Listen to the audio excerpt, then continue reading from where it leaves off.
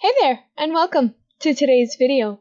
For today's video, we are going to be building another 10K house. This is a challenge that has been going around for a long time, but I felt like it's been a while since I last tried building one. So I figured why not try to build one again. So this time around, instead of making it just for 2 sims or a 1-bedroom or something like that, I wanted a bit more of a challenge. So I wanted to try building it for 4 sims.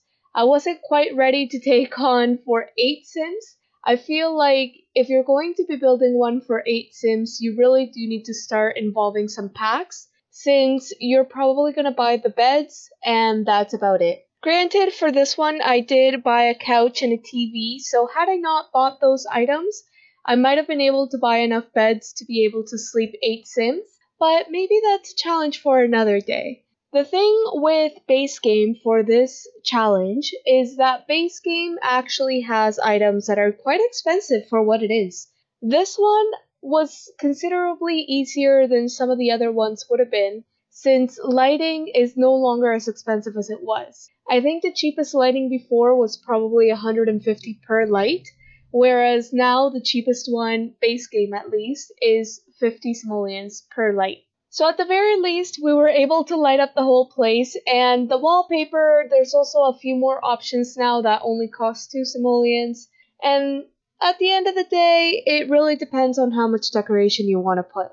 At one point in this one, I even put a plant and decided to end up removing it, since that was the money that I needed to be able to buy a children's light. So all in all, this build was completely play tested. There is nothing that is placed in an area that you can't actually use it.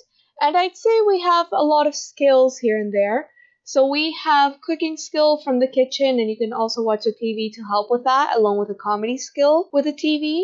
We have the mirror, which will help with charisma, and we also have books, which will help with a lot of other ones.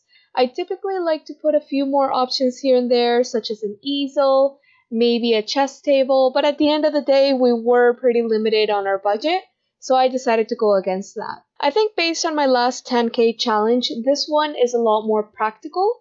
My last 10K challenge, which I believe I've done a couple of them by this point, I'm not sure which one was the last one now that I think of it. But one of them, what I failed to realize was that yes, you could build a lofted area and save on walls in that regard, but at the end of the day, it doesn't matter if you still extend the wall as far as you can. So on this one, for example, I could have made the upstairs area be only a 3x3. I didn't need to make it a 4x4, but I figured that a 4x4 was going to be a bit more useful, and I was really hoping I was going to have enough money in the budget to be able to put a dresser in there.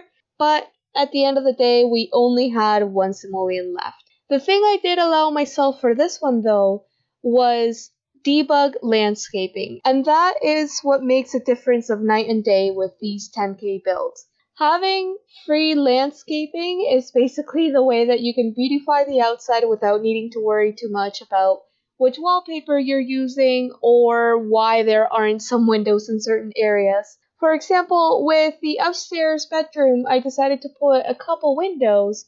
Had I put only one and put the other window somewhere else or used that money for something else, it would have been a different story, but I don't think I was even going to be able to buy a decent plant with what those windows were worth.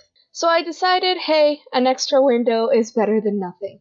But anyways, we are getting close to the end of this video. This one was going to be a shorter one, since at the end of the day, it's a 10K challenge. There's only so much you can play around with the money. And I decided to start by buying all the items instead of building it, since that was going to determine what I was going to be able to do as far as layout, and maybe even having to get rid of the toddler, for example, since maybe the bathtub wasn't going to fit, maybe I needed some of the money. But anyways, let me know what you think down below. I think I was actually fairly successful on this one. Thank you so much for watching, and I hope to see you in the next video. Have a great weekend!